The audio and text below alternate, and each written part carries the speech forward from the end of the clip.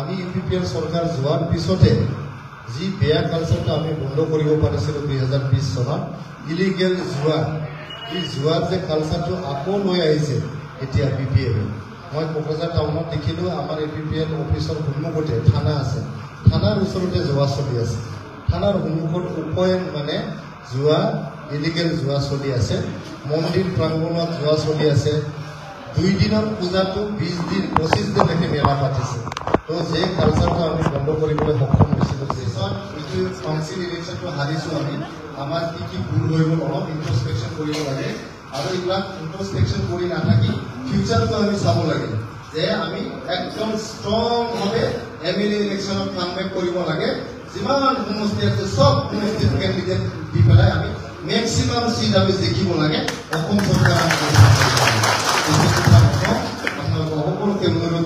UPPL জিন্দাবাদ ৰিসাৰ্জেন্ট UPPL ৰিসাৰ্জেন্ট BTL কিছুমান উদ্দেশ্য আছে প্ৰথম উদ্দেশ্যটো হ'ল UPPL সংগঠনটো ভিতৰৰ পৰা মজবুত কৰা তৃণমূল পৰ্যায়ৰ পৰা কেন্দ্ৰীয় পৰ্যায়লৈকে মজবুত কৰা দ্বিতীয়তে গোটেই অসমৰ লগতে গোটেই বিশ্বত জাষ্টিছ ফৰ জুবিন যি আন্দোলন চলি আছে এই জাষ্টিছ ফৰ জুবিন আন্দোলনটো আমি সমৰ্থন জনাইছোঁ এই মটৰচাইকেল টুৰৰ দ্বাৰা 3 নম্বৰত আমাৰ আৰ্টিকল ইণ্ডিয়ান কনষ্টিটিউশ্যনৰ আৰ্টিকল 280 125 এমেণ্ডমেণ্ট এই এমেণ্ডমেণ্টটো পাৰ্লিয়ামেণ্টত পেণ্ডিং হৈ আছে এই এমেণ্ডমেণ্টটো সোনকালে হ'ব লাগে আপোনালোকে জানে যে আৰ্টিকল 280টো মেইনলি ষ্টেট গভৰ্ণমেণ্ট আৰু চেণ্ট্ৰেল গভৰ্ণমেণ্টৰ লগত বাজেটৰ শ্বেয়াৰিং ফাইনেন্স শ্বেয়াৰিঙৰ এটা আৰ্টিকল হয় য'ত মানে কাউন্সিলবিলাক অন্তৰ্ভুক্ত নহয় যাৰ দ্বাৰাই আমাৰ অসমৰ মই জানাত চাৰে বেছিকৈ জানিব 1,00,000 কৰোৰৰ বেছি 1 লাখ কৰোৰৰ বেছি বাজেট আছে অসমত আমি কাউন্সিলত এতিয়া শোণিতপুৰ আৰু বিশ্বমানক যি অন্তৰ্ভুক্ত কৰোঁ প্ৰায় 13-14% পপুলেশ্যন আমাৰ আছে আমি পপুলেশ্যন ৰেচিঅ' হিচাপে জনসংখ্যা হিচাপে 1 লাখ কৰোৰৰ প্ৰায় 14-15 হাজাৰ কোটি আমি পাব লাগে কাউন্সিলত BTC বা BTL কিন্তু আমি পাওঁ কিমান 800 কোটি পাওঁ কিছুমান ফাইনেন্স কমিশ্যনৰ অলপ পইচা আৰু পাওঁ 16 ফাইনেন্স 6 ফাইনেন্স এইবিলাকৰ অলপ পাওঁ তথাপিও নহয়গৈ 2,000 কোটি মানে নহয়গৈ তো গতিকে আমি 15,000 কোটি যদি পাব লাগে এই ডাইৰেক্ট ফাইনেন্সিংটো হ'লে চেণ্ট্ৰেল গভৰ্ণমেণ্টৰ পৰা আমাৰ কাউন্সিলত ডাইৰেক্ট পইচাটো আহিলে তেতিয়া এইখিনি পইচা পাম বুলি আমি ভাবোঁ আমাৰ কাউন্সিল বুলি নহয় গোটেই ইণ্ডিয়াত বহুত কাউন্সিল আছে আমাৰ 6 শিডিউল কাউন্সিলে 10টামান আছে আৰু গোটেই ইণ্ডিয়াত টোটেল 29টা কাউন্সিল আছে সকলোৱে ইয়াৰ পৰা লাভান্বিত হ'ব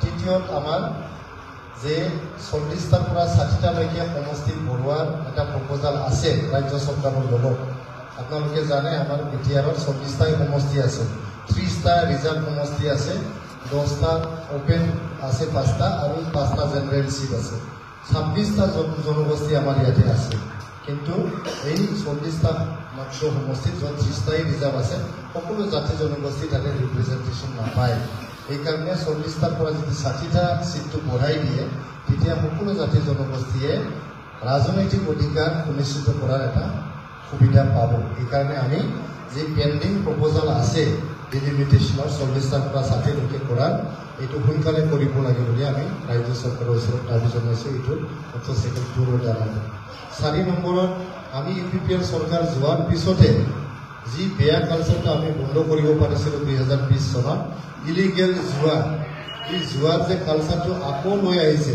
এতিয়া BPL মই কোকৰাঝাৰ টাউনত দেখিলোঁ আমাৰ UPPL অফিচৰ সন্মুখতে থানা আছে থানাৰ ওচৰতে জুৱা চলি আছে থানাৰ সন্মুখত উপয়ন মানে জুৱা ইলিগেল জুৱা চলি আছে মন্দিৰ প্ৰাংগণত জুৱা চলি আছে 2 দিনৰ পূজাটো 20 দিন 25 দিনলৈকে মেলা পাতিছে তো যে কালচাৰটো আমি বন্ধ কৰিবলৈ সক্ষম হৈছিলোঁ 2020 চনত আকৌ এতিয়া BPL চৰকাৰ আহি অপেন আৰু ইলিগেল গেমলিংটো জুৱাটো আৰম্ভ কৰিছে যাৰ দ্বাৰা মই শুনিছোঁ BPL পাৰ্টিয়ে এটা ডাবুত এটা জুৱাত 2 লাখ কালেকশ্যন কৰি আছে এক ৰাতি 2 লাখে কালেকশ্যন কৰি আছে গতিকে এইটো BPL-এ এই জুৱাৰ পৰা পইচা কালেকশ্যন কৰি নিজৰ অৰ্থনৈতিক অৱস্থাটো টনকিয়াল কৰিব বিচাৰিছে কিন্তু আমাৰ BTR-ৰ নৱপ্ৰজন্মৰ ভৱিষ্যতটো অন্ধকাৰৰ ফালে ঠেলি দিছে আমাৰ নৱপ্ৰজন্ম উঠি অহা নৱপ্ৰজন্ম যাক আমি সুপাৰ 50 নিচিনা মিছন দিছোঁ, যাক আমি গুণগত শিক্ষা দিবলৈ চেষ্টা কৰিছিলোঁ, চাকৰি বাকৰি দিবলৈ চেষ্টা কৰিছিলোঁ, ফুটবলত মনোযোগ দি পেলাই পুৰাণ কাপৰ নিচিনা মেগা এটা ইভেণ্টত অংশগ্ৰহণ কৰিবলৈ সুযোগ কৰি দিছিলোঁ। কিন্তু এতিয়া বিটিএফে যোৱাৰ কালচাৰত ঠেলি দিছে নৱপ্ৰজন্ম। এইকাৰণে অতি সোনকালে এইটো বন্ধ কৰিব লাগে। আমি এইটো কোনোপধ্যে এলাও কৰিব নোৱাৰোঁ। 6 নম্বৰত আমাৰ UPPLৰ দিনত যিখিনি ভাল ভাল কাম হৈছে এইটো হাইলাইট কৰিব বিচাৰিছোঁ। যেনেকৈ আমাৰ 40-50 বছৰ পিছত আমাৰ ইয়াতে শান্তি স্থাপন কৰিব পাৰিছে। একমাত্ৰ UPPLে বিটিআৰ অঞ্চলত শান্তি স্থাপন কৰিব পাৰিছে, বেলেগে পৰা নাই। বিটিএফ 17 বছৰ আছিল চৰকাৰত, শান্তি আনিব পৰা নাই। কংগ্ৰেছো আছিল, বিজেপিও আছিল চৰকাৰত, কিন্তু শান্তি স্থাপন কৰিব পাৰে একমাত্ৰ UPPL দলে শান্তি স্থাপন কৰিব পাৰিছে। এইটো আমি প্ৰচাৰ কৰিব লাগিব। দ্বিতীয়তে মাটি পাট্টা প্ৰদান কৰা, 3.5 লাখতকৈ অধিক আমি মাটি পাট্টা প্ৰদান কৰিলোঁ। বৈশ্যমুঠি মিছন কৰি পেলাই কমপ্লিট লেণ্ড ৰেকৰ্ডটো আমি কম্পিউটাৰাইজ কৰিলোঁ, লেণ্ড ডিজিটাইজেশ্যন আমি কৰিলোঁ। আমি 3.5 লাখতকৈ অধিক PMAY ঘৰ বনাই কমপ্লিট কৰি দি আহিলোঁ। 17 বছৰত বিটিএফে 45,000 ঘৰ বনাব পৰা নাই, তাত 50% ইনকমপ্লিট ঘৰটো ইনকমপ্লিট কৰিছে। এইবিলাক যে আমি কাম কৰিলোঁ, এইবিলাক আমি প্ৰচাৰ কৰিব লাগে বুলি আমি গুৰুত্ব লৈছোঁ।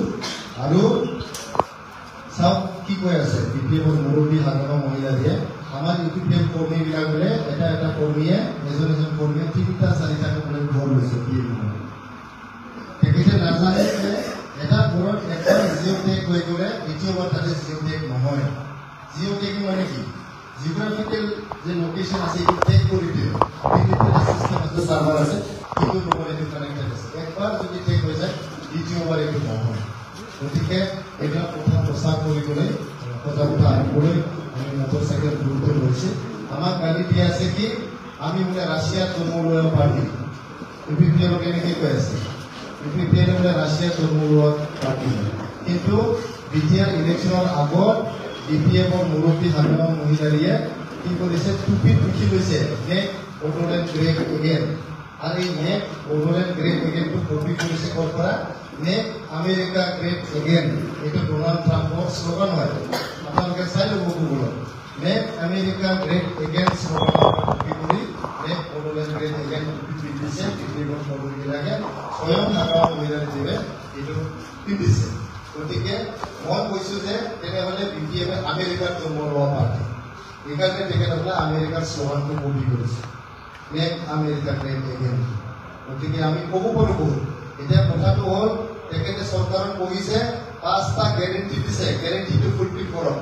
গেৰেণ্টি মানে কি? মোবাইল এখন কিনিলে গেৰেণ্টি দিলে মোবাইল বেয়া হৈ গ'লে নতুন মোবাইল পোৱা যায়। ৱাৰেণ্টি মানে কি? বেয়া হ'লে ৰিপেয়াৰিং কৰি দিব, সেইটো গেৰেণ্টি দিছে। প্ৰথমত কৈছে মাটি পাট্টা সকলোকে দিম, এতিয়া চৰকাৰ হোৱাৰ পিছত কি কৈছে? ৰিটায়াৰ্ড কানাংগু আৰু ৰিটায়াৰ্ড মণ্ডল বিচাৰি আছে। তেনেহ'লে চিটিং মণ্ডলবিলাক কি কৰিব? চিটিং কানাংগুবিলাক কি মাটি দিয়া নাযায়? চাৰ্কল অফিচৰটো কোনো মণ্ডলৰ পোষ্ট ভেকেণ্ট নাই, কানাংগু পোষ্ট ভেকেণ্ট নাই। মণ্ডল কানাংগু অলৰেডি আছে চাৰ্কল অফিচত, এই যদি মাটি দিব নোৱাৰে নেকি? আমিতো দি আহিলোঁ 3.5 লাখতকৈ অধিক। আপোনালোকে প্ৰক্ৰিয়াটো আগুৱাই দিয়ক। তাৰমানে মাটি দিয়াৰ ইচ্ছা নাই, সেইকাৰণে কৈছে ৰিটায়াৰ্ড মণ্ডল আৰু ৰিটায়াৰ্ড কানাংগুলৈ বিচাৰি আছে। দ্বিতীয়তে কৈছে যে যুৱকসকলক 100 কোটি টকা দিব বুলি কৈছে যুৱক ডেভেলপমেণ্টৰ কাৰণে 1 বছৰত। 1 পইচা দিয়া নাই এতিয়ালৈকে। মহিলাসকলক 40 কোটি দিম বুলি কৈছিল বছৰেকীয়াকৈ, 40 পইচাও দিয়া নাই।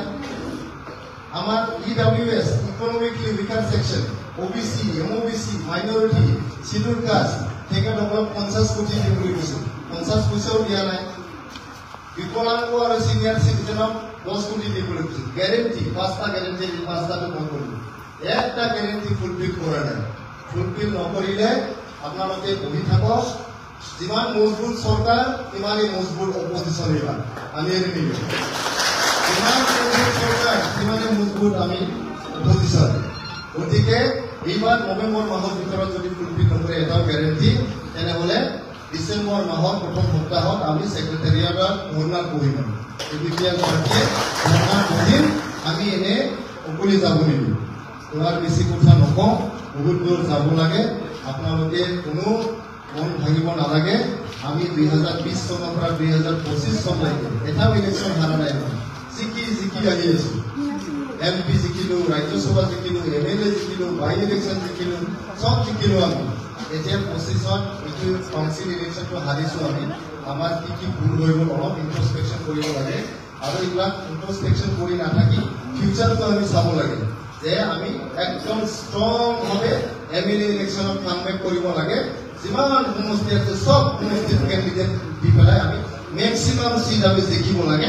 অসম চৰকাৰ